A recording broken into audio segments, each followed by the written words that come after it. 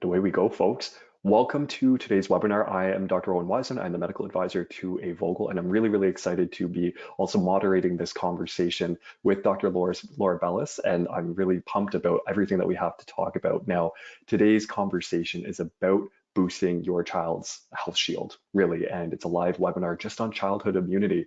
It's a very critical, very important topic. It's one that affects all of us across Canada. So we are really looking to have a good conversation, provide you some practical tips and tricks as well. And if you have anything that you want to ask about, there will be an interactive Q&A where you can have a conversation with both of us. You can absolutely target questions towards either of us, or if you just leave it open, we'll probably both give our input on that as well.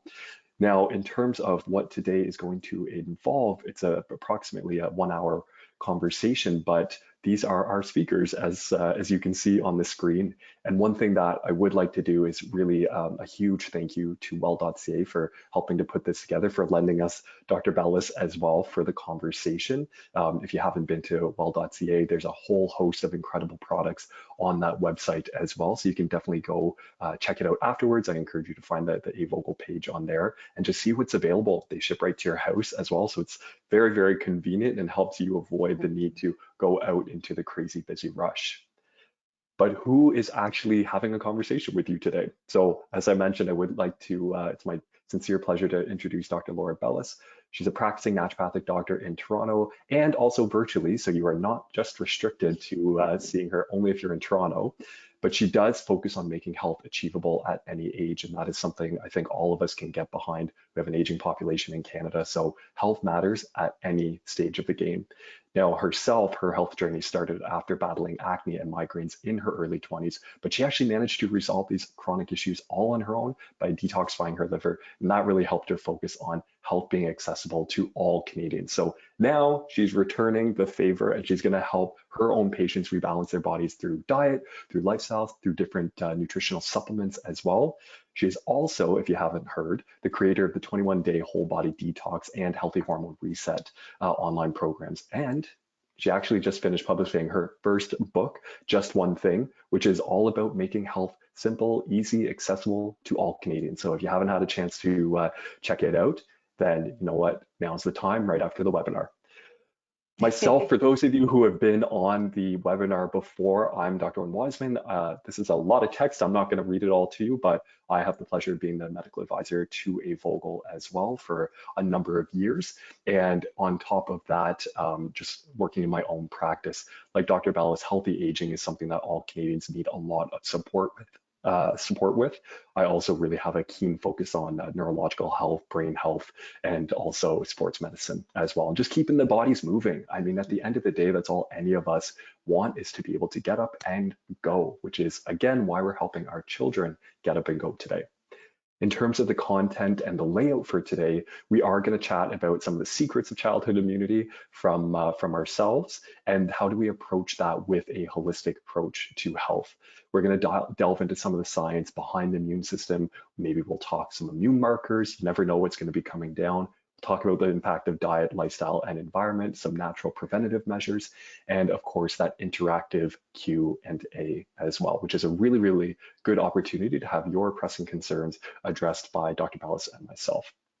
And before we go into the questions, one thing we want to do is just again thank well.ca and A.Vogel for co-hosting this webinar today in this seminar. Vogel has been around for 100 years, which is really exciting to have some longevity. And we thank our founder, Dr. Alfred Vogel, who I think Dr. Belus and I can actually attribute some of our own careers to. He was a pioneer in the natural health industry, and he really helped shape what does natural health look like? How does that fit into our current medical model? And much like Dr. Belus and I have to do with our continuing medical education credits, he was a student for life. So he understood that as soon as you stop learning, that's where your practice really goes to die. So at the end of the day, he was a student, he learned, he went all over the world to learn about that. And in traveling all over the world, had an opportunity to make some international partnerships and expand really across the globe. So although we're really focusing on Canada today, it is something that has been around for a while and affects all of us. So anything we're speaking to today, if you have family that are in other countries, you know, health is widely applicable to wherever you are in the world. So without further ado, I think what we'll do is we'll dive into our first question. And it's a very good segue from what we just talked about. So in today's modern world, what are some of the common challenges or environmental factors that actually weaken a child's immune system? And how do we as parents actually ease these effects? So I think what I'll do is actually throw it over to Dr. Bellis to kind of give us some insight on that first and foremost. Great. Thanks, Owen. Yeah, a wonderful way to kind of kickstart our conversation today. A lot of parents have this question, what can I control, or what is it about our modern way of living that sometimes makes young children more susceptible to infections, and what factors basically are at play? Well, there of course are factors that are not within our control. Things like genetics is a big one. But what about in our modern world? So I would say one of the key factors that stands out is this idea of hygiene everywhere, and this idea of overly being concerned about germs and infections. And of course, we want to prevent.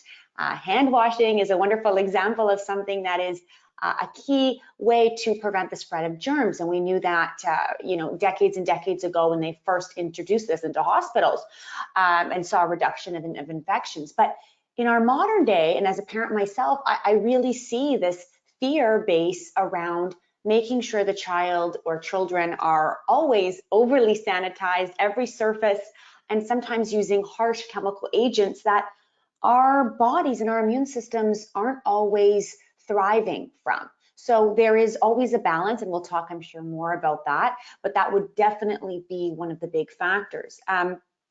Another thing that stands out in our modern world would be the intake of sugar and hidden sugars, sadly, in everything. And again, we're going to talk about strategies later in today's webinar, but I want parents to be aware that a lot of the sugar intake that our young ones are getting now simply were not there a decade, 2 decades, or a generation or 2 generations ago.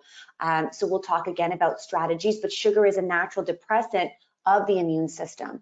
And it's important that parents understand that that is something that's more of a modern factor that is recently a contributing factor to more of a burden on the immune system of our little ones.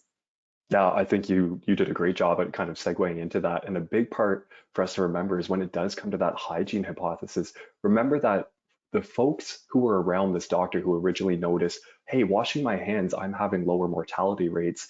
That was something that had to be discovered. So you had all these patients dying before, and then all of a sudden, this one surgeon, why weren't his patients having as much mortality?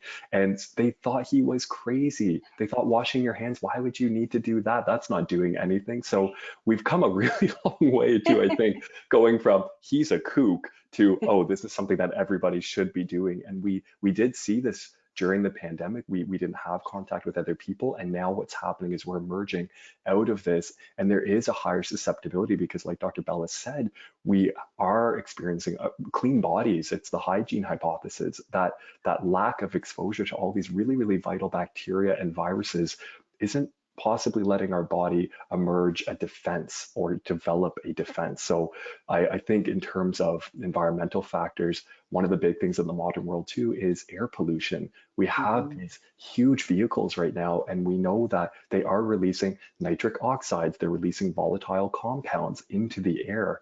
And the data that's coming out on air pollution, which again we'll come to in a little bit, but is quite distressing, to say the least, linked to higher rates of cancer, linked to higher rates of bronchitis and pneumonia. So we'll talk about how do we actually defend our children against that, because it is all encompassing. I mean, unless you're moving out 200 kilometers into the woods, air pollution is something that you're going to have to always potentially defend against. So that's a great, I think, answer in my opinion to the first question. Now, we just kind of talked about this a little bit, but many parents do have concerns about their child's exposure to different germs, to different pathogens. So can the two of us provide some guidance on how do we strike a balance between actually allowing them to build their immunity naturally and protecting them at the same time from these potentially really detrimental infections? Yeah, the first thing that I want to highlight for parents and viewers, caregivers alike, listening into today's webinar, is there's a difference between being exposed to a pathogen and getting sick from a pathogen, and then getting very sick from that same pathogen, like let's say the common cold virus. So what I want to highlight here is it is important for caregivers to understand that being exposed is a way for your body's immune system to develop an awareness of what that germ or pathogen or virus might be, and then of course learn to defend itself through its series of different immune proteins and of course its own defense. And then when you kind of come into contact with it again, hopefully we get less sick or not sick at all, right? Many parents listening here who have multiple kids can understand that not everyone in the household gets sick every time a germ is circulating. And this is the same in schools as well, or other childcare facilities. So the balance should be on keeping your child's immune defenses, or that shield, as strong as possible so that it does know how to learn and treat from within that pathogen naturally or with other assistance, but with at least the least amount of intense symptoms. And of course, every parent or caregiver wants to avoid that high severity of symptoms in general. So it's not even about getting symptoms. I think most of the young ones in my practice, their caregivers are more concerned about severe symptoms, avoiding hospital stays, missing too much school. And there is a difference with getting a low grade type of infection where it's managed and it's easily kind of overcome. And then of course, something that's a week or two long, and the child of course is in a lot of distress or discomfort. We want to limit or avoid that as much as possible. Yeah, and I think a big thing that people were so quick, especially first parents, I find in practice, dealing with first-time parents, it's always a really distressing situation when your child does get sick, or if you're a caregiver and that child does get sick for the first time. And I think we are so reactive. We're looking after and nurturing this life, and you want to do everything you can to protect them, to shelter them, to bubble them. But at the same time, they do need to experience this because physiologically they need to work up a resilience to these bacteria. And like Dr. Belus was saying, if we have that primary infection, we want to be able to fight off that primary infection. And for the most part, our bodies are really, really good at this. They're doing it every single minute of the day. But that big distressing component is when, what if that does become a secondary infection? And for myself, I usually use a bit of a castle analogy. I don't know if you've used this in practice, Dr. Bellis, but we have our castle, and that's our body, and we don't want to let things into the castle. Now, if we have an enemy that comes and we don't know how to defend against them, they're going to lose some, we're going to lose some. It's going to be a hard fought battle. But if we win, then we now know the enemy, we know their tactics, we know what weapons they're using, and we can better defend against them in the situation that they do appear again. But the problem becomes if you then have more warriors show up while we're tired and we're down, that's the risk of a secondary infection. And I actually put in some information as well that, if we're looking at temperatures over 38 degrees for more than 2 days, if they're complaining of this really persistent sore throat that's going beyond just a couple of days, if they're complaining of severe headache with a fever, if they're complaining of trouble swallowing, these are some really big red flags that as parents we want to be aware of and we want to defend against. But sometimes it is good to let the little one fight off for a little bit. Yeah, I love that castle analogy. I think that's a great way to sort of highlight our own body's defenses and the difference of when those defenses are strong and the castle is well protected versus other times when things might kind of sneak through, if you will, and that of course can lead to more symptoms. Yeah. Oh, exactly. I find in practice, if I'm talking to the caregiver, the parent, I'll always have those drawing sheets nearby. And as I'm talking, I'm going, can you draw me a castle? And some of them are they're artists at heart. I'll tell you that. I couldn't draw a castle that nicely. No, our next one that came in is, can you briefly explain the key factors that contribute to a child's immune system, their development, their strength, and how do they actually differ from adults? Oh, well, I mean, to kind of keep things a little bit more, not over our heads with too much jargon, I would definitely say, the key factor here, really the key factor of a child's immune system versus an adult is it's a learning immune system. There's a lot of priming that goes on. There's a lot of first exposures going on versus as adults, even as adolescents, many of us have seen variations of very common viruses and bacterial infections before. So the idea here is that learning immune system needs to be nurtured. And that's exactly what we talked about in the last slide. This balance of allowing for exposure and allowing for those the immune cells to basically ramp up, create memory cells for next time. And then of course, those memory cells can be deployed at a later date, and of course the immune system itself will fight things off a lot sooner. So I want parents to understand that this learning immune system is natural and normal. It starts from birth.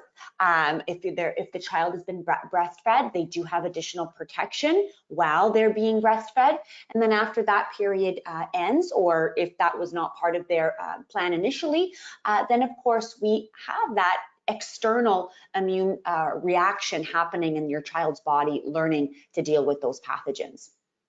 Yeah, I think I don't really have much more to add. I think that's the big thing to remember, that our bodies really aren't that different. They're just little humans, and they're going to eventually Yeah. grow to be big humans, and that's just how it is. So it's just making sure that there is that exposure. And again, we'll talk a little bit about that in a bit, but making sure that they're getting outside, they're experiencing the environment. We want them to explore and to have fun and to touch things. And yeah, they might get hurt if they fall at the park, but being able to get into the gravel and get into the dirt and the sand, that is really, really important for helping them develop. And it's something that as adults, we can't forget that we once loved to play, and we should keep playing.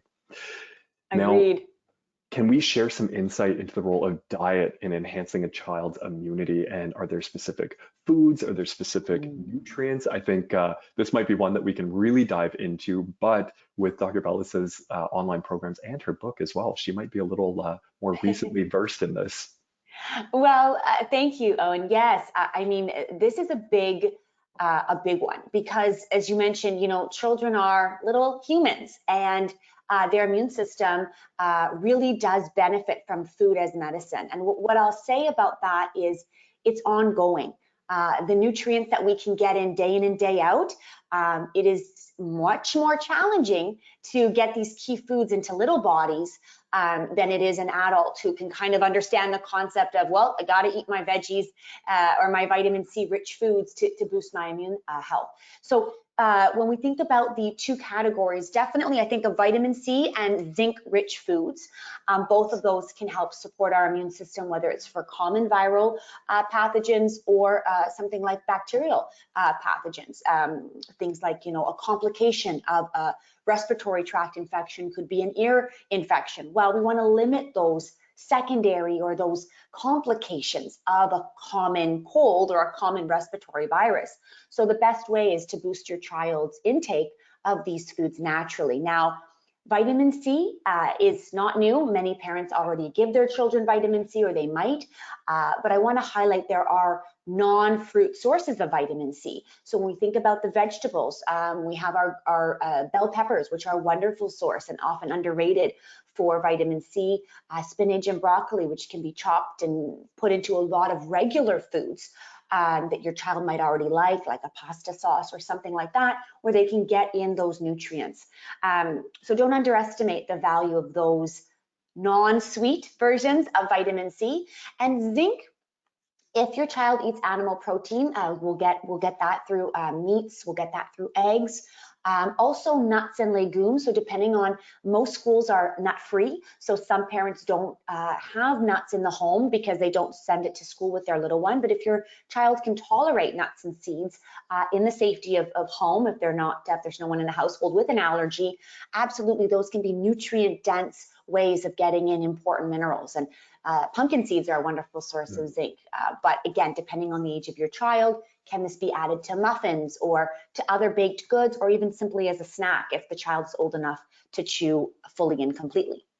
Yeah, I think that's a really good one in terms of vitamin C and the zinc. And I love that you already kind of talked about how do we sneak it in, because yeah, as adults we understand sometimes you just gotta eat the thing. And I'm always bugging my own father. He doesn't like green peppers, and I'm going, you you can't just choose a bell pepper color that you don't like. It's a little discriminatory. So Yeah. what we're trying to do is always sneak it into recipes, and kind of that haha moment when you realize, oh, I ate them. Not allergic, just doesn't enjoy them. So I think sneaking it in, you have to think of strategies for how do we actually get it into their food, and chopping things really, really small is such a good way, especially with the bell peppers. If you have any of those choppers at home, you can Yes. definitely cut them up small. I don't know if you've ever suggested that to your own patients, Dr. Bellis. Yeah, actually, those little almost like they're like the almost like not a mandolin. That's more for Yeah, slicing, but yeah, they're like very quick for onions or for peppers into small bits, and they cook up faster as well. They can be added to omelets or things that your kid might already enjoy, and then we've got some child-friendly nutrient boosts. yeah, and I would say for vitamin C too, go beyond the orange. We always Yes. orange, orange is great. Yes, it's a source of vitamin C. There's other fruit out there, and you may be shocked to learn kiwi is actually more vitamin Yeah. C concentrated than that orange. So diversify your fruit portfolio, I would say, and lots of the stores trying to shop in season is always a really good way too, to ensure that maybe you're going to get local. We're pretty lucky that we have a farmer's market nearby. I don't know if you do, and Mm. the Yes. fruit and the produce they have. Oh my gosh. It's fantastic. And something else I'll say about that, I get this question a lot is, well, what about frozen, with the cost of groceries or stocking up at your local farmer's market, which is wonderful. Can we wash and chop and bag and freeze safely some of these basically nutrient-rich produce items? And absolutely yes, especially if they're frozen at the peak of their ripeness, which many products already are when they're in the freezer section at your grocery store. But if you do stock up, or like you said, on enjoying and supporting your local farmers market, we can get some highly nutritious foods there, and don't feel pressure to eat it or let it go bad. Make sure you can prepare that in a way that's in a freezer safe container, and then you can of course enjoy that later on for months to come, and not have to worry about spending additional on off-season produce. I mean, we're getting ready to do that with our herb garden even. We'll often Ah, harvest everything before it starts to go, and then, turning it into ice cubes. So we have a huge ice cube bowl, a little bit of olive oil. You put the herbs in it, you can blend them up with the olive oil, and it is, oh my gosh, such a good way to maintain it, reduce food waste, keep good nutritious food in easily accessible ways as well, and reduce that stress, because parents and caregivers, we only have so much time. So I trying to figure out what are you feeding this small human, that's a know. full-time job in itself. Absolutely it is, yes. But I hope this gives, those listening a chance to maybe focus on a little bit more variety or something new in the grocery cart. And I love that you mentioned herbs and spices, especially fresh herbs that you can freeze on your own, are wonderful and nutrient-packed powerhouses. My toddler, believe it or not, doesn't mind pesto. We'd make some fresh basil pesto, and she likes that. But you don't know until you try with your child, or mixing it into other foods they already enjoy, because they are so concentrated. A small amount goes a long way. So I want caregivers to know that these little bodies also don't need a lot of volume to get those benefits. Couldn't have said it better. And I think a lot about diet, but then along with diet, we have kind of talked a little bit about lifestyle. How do you fit it in? So, are there any kind of lifestyle practices or habits that can either boost or compromise on the flip side a child's immune system? And then how do we actually incorporate these? Because, like we said, I'm already worried about what am I feeding this tiny human for the next 5 nights in a row, to how do I get them outside and active? Right. And I think, I would sort of simplify things into two main areas. Number one was something we talked about very briefly at the beginning, which is trying to reduce added sugars. And, again, this is challenging for a lot of parents, because a lot of snack foods do have sugars that the children become really, they really enjoy. But there are almost always low sugar or lower sugar varieties of some of the foods that your kids already like, whether that's yogurts is a perfect example, wonderful with beneficial bacteria, but many are flavored. So I encourage parents to either transition like a 50-50 split and add in their own fresh fruit to a flavored yogurt, and again, mixing that with plain so your children's palates adjust. and have them enjoy those foods, but without those added sugars. Granola bars, things are wonderful examples. The same way, there's a lot of wonderfully tasting food items on the market that are lower in sugar. So just be aware that we can't be perfect every day, and this does not mean no sugar. It just means trying to reduce, especially when your child's starting to feel a bit unwell. This is an ample time to allow for maybe a little bit less of those foods and allow that immune system to kind of have a strong ability to fight off what might be already in their body. And they want to, of course, do their best to get rid of it quickly. That would be the avoid side. But I would say the enhance side, you already mentioned going outdoors, which is wonderful, more for prevention and just getting their immune system vitamin D up. But sleep.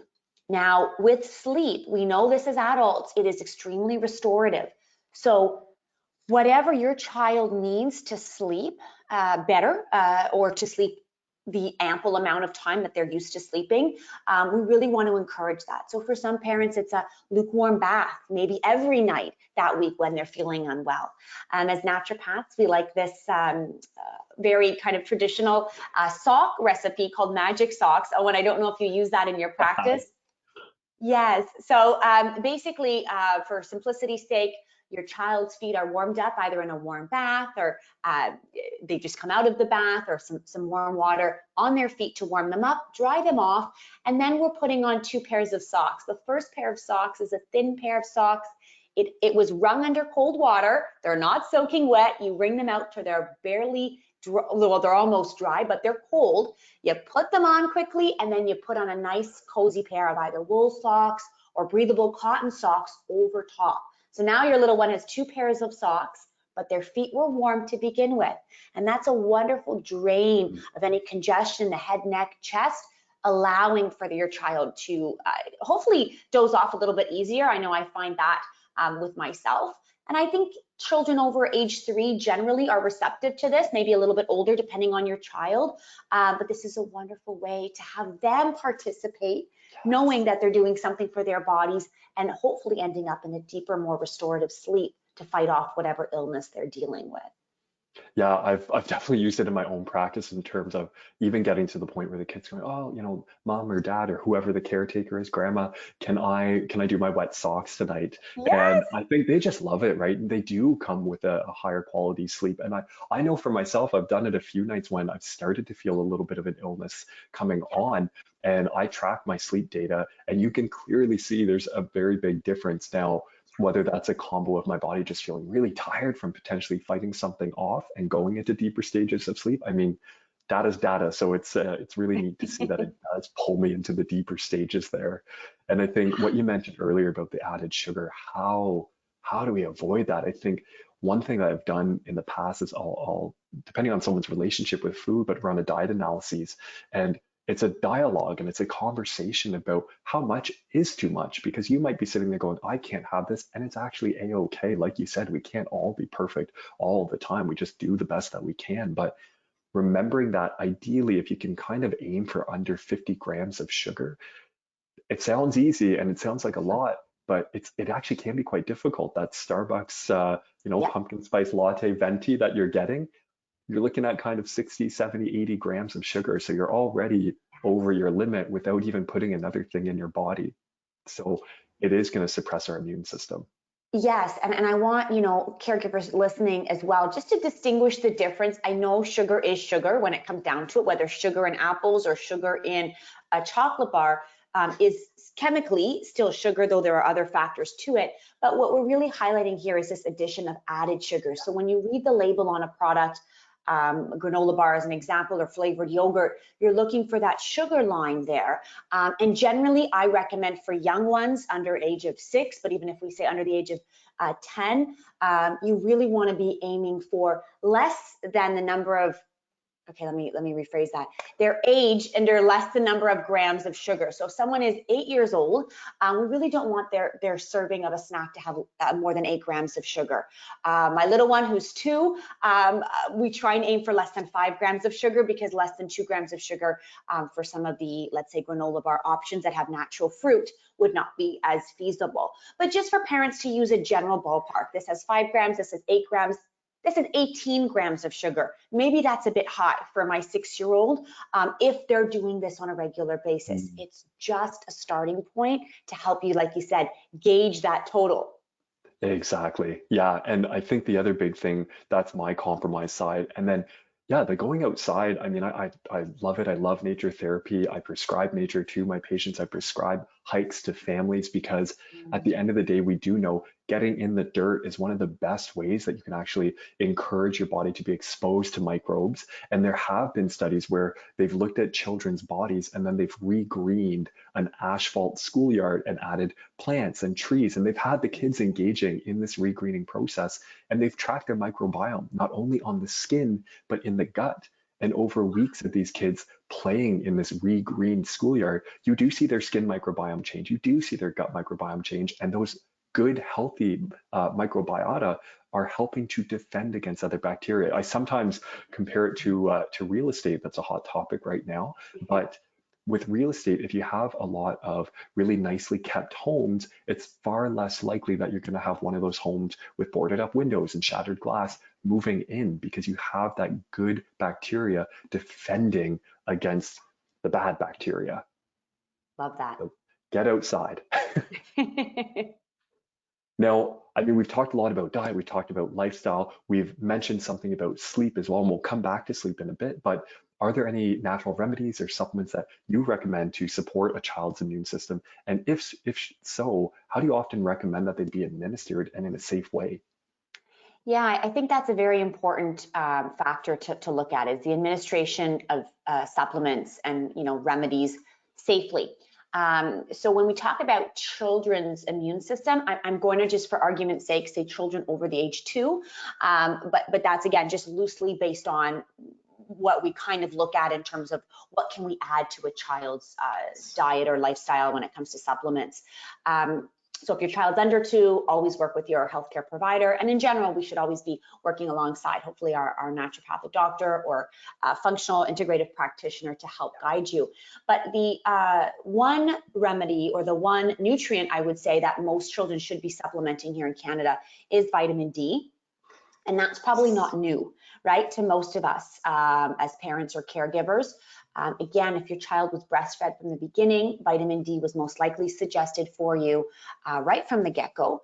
And if your child was formula fed, then this was not as commonly suggested as an add-on. However, here in Canada, a lot of practitioners do still suggest that during the coldest months of the year, darkest months of the year, roughly October to April, depending on how north in Canada you live, we should be adding in about 400 international units for a child per day. Now, again, depending on your child's needs, we might be doing more than that. Again, other practitioners like having a little bit more of an optimal dose, somewhere around 600 to 1,000 units per day for young children.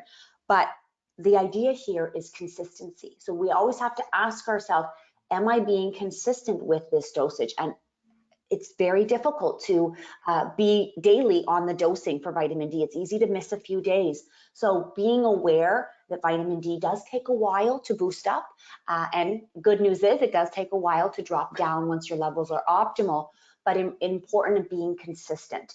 And for many parents, this is an all year round sort of thing, so that they can get most doses in most of the week. And most foods do not contain enough vitamin D to get their levels up. So please be aware, even if your child drinks vitamin D fortified beverages, eggs are a good example of some vitamin D naturally found, it most likely will not be enough.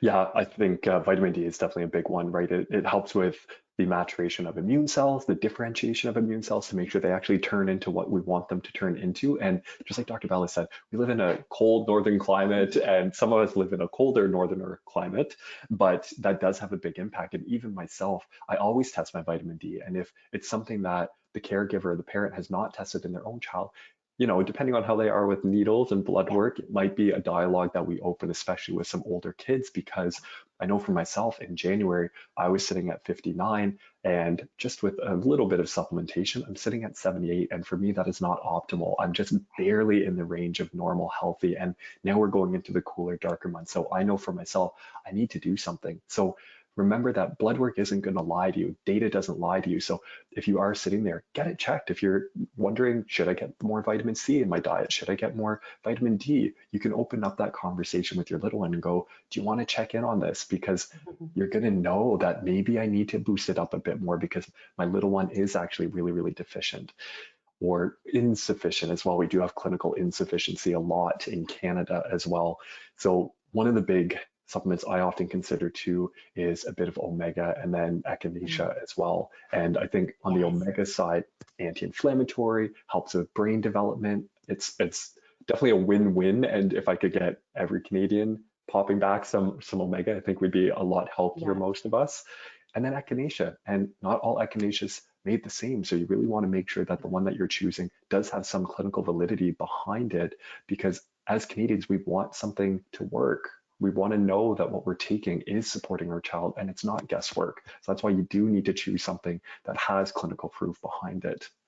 Yes, I would say, the quality of supplements is always important, but especially important for little ones. And even more so when we're talking about herbal products. So I recently just stocked up on my Echinoforce by A.Vogel, coincidentally, before today's call. But also my little one is now over 2, so we're going to get her on the junior formula. But the reason why I like echinacea is, well, pregnant right now, but also into my nursing a timeline up ahead, I know that's a safe preventative and treatment. So anytime we can use something for prevention, I love. And if we can continue while we have symptoms to support our body getting rid of those symptoms sooner and hopefully lessening the severity, I'm all for it. But safety is not always an option for some of these herbal or complex formulas. So that's why I love echinacea, especially the Echinoforce type, because I know it's got that data backed up. And now, we're all on it here in the family, where it used to just be my own self. But it's a nice boost because it can be taken daily for prevention. So parents are always wondering, what can I do before the little one gets sick? And that's where supplements come in. And I think that's a good point too, that although we're talking about kids as well, if you are nursing, remember, if you're pregnant, mom's health is going to affect that child and is going to set them up as well. So although we're really focusing on child's immunity today, don't forget that for whoever the caregiver is that's growing that little one, is giving that little one life, at the end of the day, their health is just as important, especially when we look at things like folic acid, which is a whole other conversation as well. Now, Dr. Bellis already kind of mentioned this and talked about sleep. Now, we know that there are differences between sleep patterns. One thing I would say is children, we're still talking about maybe some teenagers, we do consider them children. Their sleep changes will happen. Their sleep cycles do get longer as well. So if you find that your teenager is sleeping in the morning, and a lot of the dialogue we always hear, oh, they're lazy, they don't want to do anything. That's not necessarily true, right? Their bodies are growing really, really rapidly. They're dealing with a changing quality of life, changing demands at school, and potentially in their part-time jobs. So don't hesitate to just, if they need a little more time, let them have that extra hour, because when you go on to sleep timing, they might really, really need it. I agree with that. And trying your best to have that conversation, especially with older kids, around the quality of sleep. And they might not understand that, but the idea of, you can relax, you don't have to go to bed right away, but maybe we're going to turn off the iPad or the TV and, read quietly in your room, or color or draw, or, write, whatever the child likes to do. And then that also encourages deeper, more restorative sleep when they decide that they're ready to actually lights out and go to bed or fall asleep.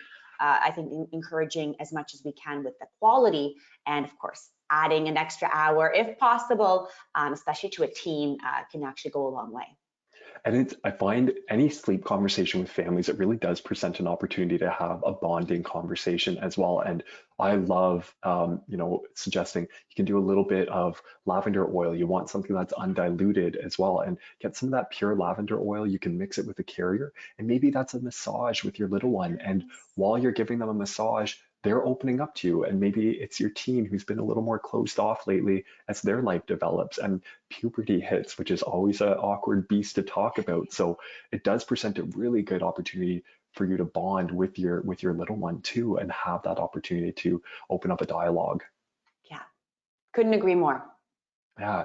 Now, one thing that I was wondering too, Dr. Bellis, is do you have any success stories or case studies from your own experience where that holistic approach to health really significantly improved a child's immune system and overall well-being that you'd be willing to share, consent approving, of course? Yes, yes. Something that a story, a specific case that kind of comes to mind was a family of two little girls, or well, I'd call them school-age children. I believe one was around 6, one was about 9, and two children, same family, same school, but very different immune systems. So this was a good example of, parents having to navigate. Well, once they both get sick, but one gets over it a lot quicker than the other.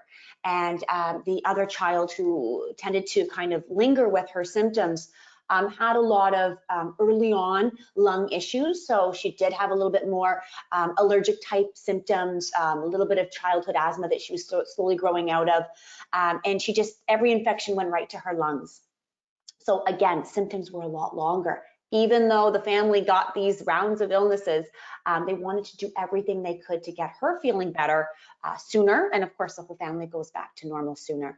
So we added in echinacea was not something that she was doing, and it was for starting in the school year, pretty much. We had chatted about that, how being on top of and ahead of those immune triggers is key. Because especially if a child is susceptible with asthma or allergies is a good example, and every infection goes to their chest, or they always end up developing a bacterial infection like bronchitis or pneumonia, and they need antibiotics. Well, this is a good example where what we can do now hopefully will reduce the risk of that, and being on top of that prevention side was key. So she went from having probably about 8 or 9 infections in the school year. And remember, the school year is about 10 months, to about 4 to 6, depending on kind of where we were at last year. So we're into the same protocol this school year. But the idea here is kids do get sick. It's common to get viral infections. Around 4 to 6 is actually what most institutions say is average for children, but we don't want the symptoms to get severe and linger. So I love the idea of adding in, for example, a preventative beyond vitamin C, beyond changing what the child is doing. This child was actually old enough to do raw garlic and a little bit of honey, so we had her do that as well. But depending on the age of the child, we do what we can be consistent with. And the echinacea tablets, in her case, were wonderful, the echinophores. Well, I find that's the ease of using them in protocols because they do have a sugar-free, which is important as Yeah. we talked about, and orange flavor. And I know they do say junior, but I'll often find myself snacking on them and keep the bottle at home just in case I need to boost my immune system a little bit. And that's a really important part, is how do we keep the kid holistically feeling really well? And siblings are so difficult. And that's more my story as well, where I had twins, which I've only ever treated one pair of twins, but they almost fluctuated back and forth. This one wouldn't be feeling well for 3 weeks, and then they would trade off and feel good. And then you could see this Oh, circle. So it yes. was kind of, even though I was looking after the one, we did have a conversation, and parents quickly realized, oh, maybe we got to bring both of us together. And that was great. We created a protocol for the two of them. They Mm, weren't really going outside. They were definitely device children, if I okay. can say that diplomatically. Yes. And that was a conversation about, we need to get them outside. We need to get them into the sunshine. We need them smelling the fresh air. And it was great because the whole family started to benefit. And that's kind of that hiking coming in, where they started to explore different trails together. And these aren't hikes up a mountain with a No. backpack and a 10-hour journey, but just even 45 minutes through the woods. And the same, we kind of looked at the diet and what could we sneak into the diet as well and support their little bodies. And then, yeah, of course, the echinacea tablets, we got them on some vegan omega, and they did really, really well on it as well. So I was pretty happy, kind of like your scenario. They went from having, my kid is always sick, to, Yeah, okay, they're sick sometimes, which is normal. which is normal. Well, I think the last question is a really, really heavy one, but it's a really important one. And then we'll move into the Q&A, because I can see there's a lot of different questions that came in. But as a parent, it can sometimes be really, really challenging to navigate health advice. And how can we discern between credible information and myths when it comes to childhood immunity and health? Because it is a full-time job to navigate that minefield. And I, speaking as a parent myself, I can say that this is challenging, and I'm a naturopathic doctor. So how is it challenging for a parent who is managing little ones and maybe doesn't have the knowledge background on, let's say, natural health, for example, or human health and understanding how the immune system works? And that's many of us. What I would say is avoid the noise. There's already so much stress as a parent. What am I doing? What is this parent doing? What could I be doing different? I definitely say it is important in your corner to have, I'm going to say, sort of two heads of some support. And one of those should be around the conventional medicine side. So if and when your child does need additional care, whether that's a pediatrician or your family doctor for your child, you've got to have a good rapport with them. That you can be open, honest, let them know what you're doing, let them know what your concerns are, and have them work with you. And again, if needed, additional imaging or an antibiotic prescription, you're going to have that informed consent. Does my child need this? Do they need it now? What is the outcome? What are my options? And a lot of parents have that. They don't necessarily have that openness, but I encourage you to have those conversations with your child's primary care provider. The second person or head of support for you as a family should be someone that does have education in integrative and natural health and medicine. So of course, us as naturopathic doctors here today, sharing our knowledge and expertise with you is really our goal, is to give you that knowledge, but finding someone that you can call up for your child if there is something, or you found out about a new supplement. Is this right for my child?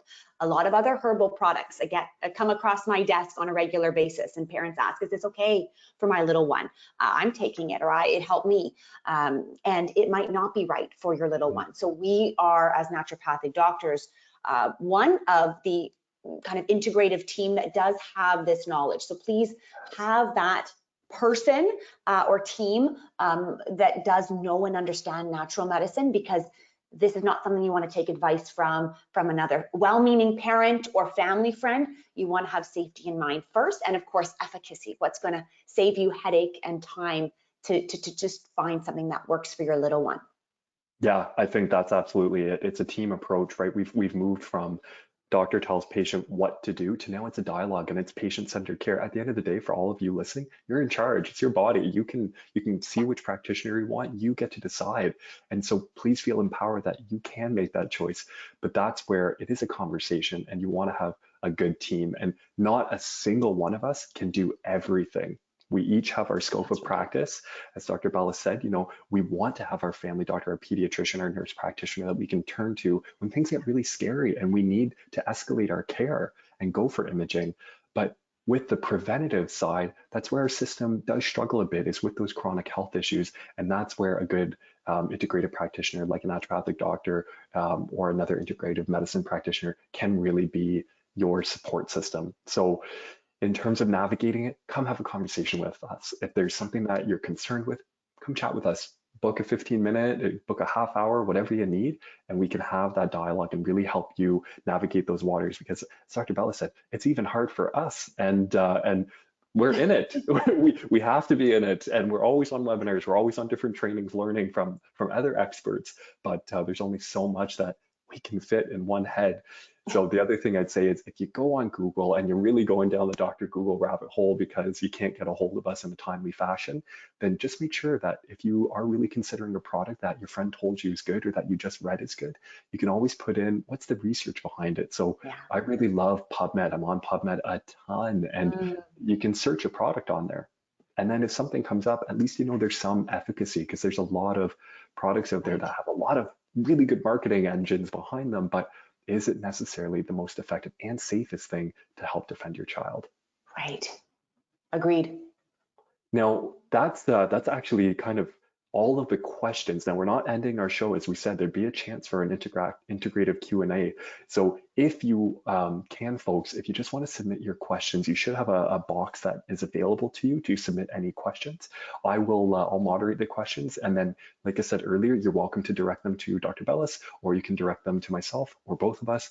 We're completely open to have that conversation. So one of the first questions that has come in, I think we've kind of talked about this, but there's a lot of echinacea products on the market. How do I know which one is best? I think, as we've said so far, know the research and go talk to someone who does know the research and has to know the research. So if you actually, one of the easy ways you can get around this is if you go on Google and you look up a product, you can actually add the 4 letters NCBI at the end of it. And that will actually pull data from PubMed, from that national database of medical articles and medical information. And if something appears that's really good, but just because something doesn't appear, it might not mean that there's nothing on it, but it's not pulling it from where it should. So have a conversation with your licensed naturopathic doctor, integrative care practitioner, and just ask them. You can usually send us an email if it's a quick question. Okay. How do you know which vitamin D supplement to take, as there are many different brands in health stores? Absolutely. Maybe Dr. Bellis, I'll pass the one to you since I took the last one. Yes, so vitamin D is one of those nutrients that has come a long way. I'd say generally across the board, vitamin D at most health food stores, including drugstores, is of decent quality, meaning you're kind of getting what you're supposed to be getting. Please make sure it is vitamin D3, not vitamin D2. Which is better absorbed. It's more of the activated form your body can use. Now, for children, but adults alike, I generally err kind of on the side of the drop liquid formats. And the reason for that is most of the liquids do come in an oil base that is easy to absorb on an empty stomach. The tablets or the pills, again, there's various types that are wonderful on the market, but they do generally need to be taken with food because vitamin D is fat soluble. So some food with fat in it. And again, if you have little ones running around, the last thing you're going to be thinking about is what to take with food and without. So the drops make it very, very easy. And again, the whole family can take the drops, but most drops on the market at almost all health food stores and drug stores are of good quality these days. Just make sure, again, there's no additives. It's just vitamin D and the oil, like the medium chain triglyceride or vitamin or oil, purified olive oil or what have you. You don't want a list of 5 or 6 items in that vitamin D. It should be just that vitamin D and a liquid if it's a liquid formula. And I think that's such an important point that you brought up in terms of you got to have it with the fat. And that's a big part where I've had patients, mostly my adult patients, who will come in and go, well, I've been taking vitamin D for years. I don't understand how it's so low. And you go, oh, what kind of form is it? It's a tablet. Are you taking it with a fat containing meal? Oh, I just kind of take it on an empty stomach whenever I remember. Okay, we have our culprit right here. So for those of you who are on here, maybe you need to change how you're taking your own vitamin D. Maybe this is your little hint to do that. Yes. Um, ooh, this is a great question. Tips for grandparents to encourage healthy eating without interfering with the ways parents feed their little ones. For instance, increasing vegetables in our grandkids' diets. I think that's a fabulous question. Okay. Tips for grandparents. So the tip would be how to get the grandparent to kind of participate in healthy eating with the little ones. I think I see it as maybe parents aren't giving their kids the most nutritious diet. So how do the grandparents influence that without interfering and coming across as overbearing? Ooh, well, I have an initial thought, and then I'll pass it to you, Owen, and see what you want to add. Yeah. I would say, grandparents are wonderful added caregivers to a child's upbringing if they are available to be around, which is so lovely if they are. And the unique activities that the grandparent can participate in with the child, especially if the child's honestly 2 years and up, I would say even a year and a half and up, they're often wanting to start to get involved. And whether that's in an activity like stickers or painting, or even food preparation. So maybe making a smoothie together and having them put in ingredients together, depending on where you're caring for the child. Or maybe you bring over some sliced peppers and we've got a few dips, guacamole, fresh avocado, maybe hummus, and your child is, having little strips of various colors and you're having a snack together. You're making it fun. So really we're not overbearing in terms of what the parent might already prepare for that final meal. But if you're involved in and around snack time at any time of the day or even during a meal, that's an opportunity to make it fun as you watch the little one and the little one can participate. But if it's around healthy food, we're also leading by example. Yeah, that is absolutely how I would agree. I think kids are inherently curious, right? They want to know what you're doing. So a good way where you can kind of get around that, where you're worried about coming across potentially as overbearing, right? But you're trying to do the best thing you can for your grandkids is that participation, right? Oh, hey, grandma, what are you doing? Well, grandma's just cutting up some carrots for her lunch. Oh, can I help? And immediately you've created this dialogue and this curiosity. So you can absolutely feed into that. And like Dr. Bella said as well, get them involved. Maybe you want to make a meal together, something for yourself to have, and then you send a small portion home with the little one, or whether they eat it or not, it's something that they know when I go over to grandma or grandpa's, I'm going to have a really good opportunity to have these fun activities going on. And maybe that's making pancakes that, if you can get really creative, are shaped like a bear or something. I am not talented in that department, but other people are far more talented than I am in that. Love that. Now, my daughter is 9 years old. Starting from this April, she very easily gets sore throats, and then common cold follows the sore throat. So usually the cold lasts for 7 to 10 days. Then after about 1 to 2 weeks, she gets sore throat again, and all symptoms repeat. Is there a way to prevent that sore throat? Oh, that is a very, very common picture to those of you asking. I, th I think for myself, a big thing is you can get kids involved even with something like ginger, honey, lemon tea, right? It's Yeah. very antimicrobial. You're going to get some nice heat from it. It's anti-inflammatory. So you could start including that in the rotation. And of course, any advice that we're giving on this webinar today is just more general tips based around those symptoms that you're suggesting, not specific medical advice, which you talk to your own care provider about. But yeah, I love kind of a good honey tea with the kids. I find they really like that little bit of sweetness. You're getting a natural sugar as opposed to kind of the white added sugar that might be in some other recipes. So that's one idea I have. I don't know what you would typically suggest in a routine like that. Yeah, I would echo, garlic and honey come to mind. So again, chopping raw garlic, mixing that with a little bit of honey, and then having them take, a small, quarter teaspoon of it or something, a small amount. Again, talk to your care provider on the dosage sort of specifics. But the garlic is naturally very antiviral, and we know honey is a cough suppressant, but generally with sore throat, we're not dealing with the coughs.